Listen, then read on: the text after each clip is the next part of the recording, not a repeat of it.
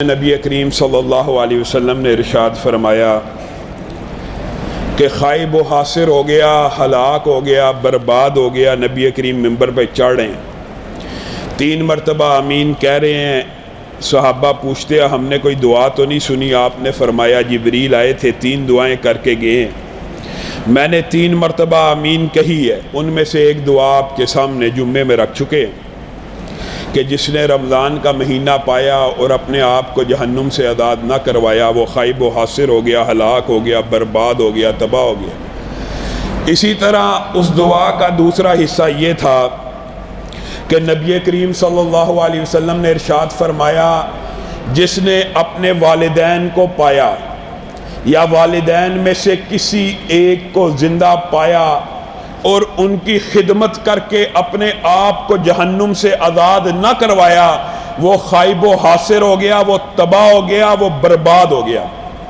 نبی کریم صلی اللہ علیہ وسلم سے پوچھا گیا کہ سب سے اچھا نیکی کا عمل کون سا ہے؟ آپ نے فرمایا الصلاۃ علی وقتہا، نماز کو اس کے وقت پہ ادا کرنا۔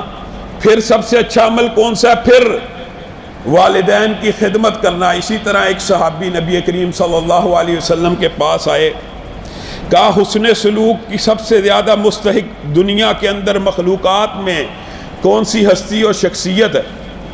لوگوں یہ جو حدیث ہوتی ہے یہ عموم بیان کرتی ہے، اس کا مطلب یا مفہوم یہ نہیں ہوتا کہ معاذ اللہ جو بات کہی جا رہی ہے اس سے نعوذ باللہ نبی کریم صلی اللہ علیہ وسلم سے بھی اس کا رتبہ افضل ہو۔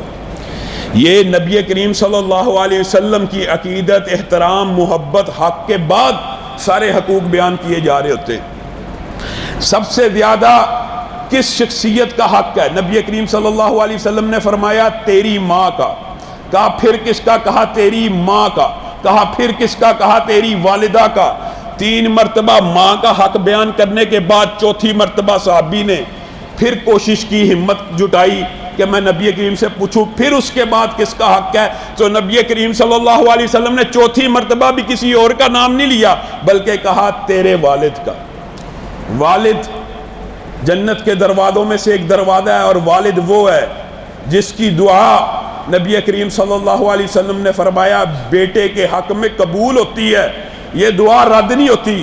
اور کل قیامت کے دن جن کے اوپر اللہ تعالیٰ نظر رحمت نہیں کرے گا، شفقت نہیں کرے گا، دیکھے گا نہیں، رحم نہیں کرے گا، ان میں سے ایک بد نصیب کون ہوگا؟ جو والدین کا نافرمان ہوگا۔ لوگوں یہ بڑی تلخ بات ہے، یہ بڑی سخت بات ہے۔ والدین کا احترام قرآن پاک میں وَبِالْوَالِدَيْنِ احسانًا کتنی مرتبہ ہے؟ اللہ تعالیٰ نے تو خیر جزیات بھی بیان کر دی ہیں، جزیات، چھوٹی چھوٹی باتیں، ان کے احسانات کا تذکرہ کر کے اللہ تعالیٰ کہتے ہیں ان کو اف بھی نہیں کہنا۔ اور عربی لغت میں اگر اف سے نیچے کوئی لفظ ہوتا، مفسرین، مورخین، محدثین اس بات پہ متفق ہیں، اف سے چھوٹا لفظ عربی لغت میں تکلیف دینے کے اعتبار سے تھا ہی نہیں، تو اللہ رب العزت نے سب سے چھوٹا لفظ اف بولا ہے کہ اپنے والدین کو اف بھی نہیں کہنا۔ کس بات کے اوپر؟ ان کی اطاعت نہیں کرنی اگر وہ کہ شرک کرو، لیکن ان کے ساتھ دنیا میں اچھا معاملہ کرنا ہے۔ مشرک والدین کے ساتھ، مشرک والدین کے ساتھ بعض لوگ یہ سمجھتے ہیں کہ شاید والد کا عقیدہ درست نہیں، میں بدتمیزی کر سکتا ہوں۔ ہرگز نہیں، والد کا عقیدہ غلط ہے، والد ایسا ہے تو میں اس کے ساتھ بدتمیزی کروں، ہرگز نہیں۔ مشرک والد کے ساتھ شرک سے زیادہ کبھی گناہ کوئی نہیں، تو باقی گناہ تو سارے خود بہت چھوٹے ہیں، آپ باقی کا خود اندازہ لگا لیجئے۔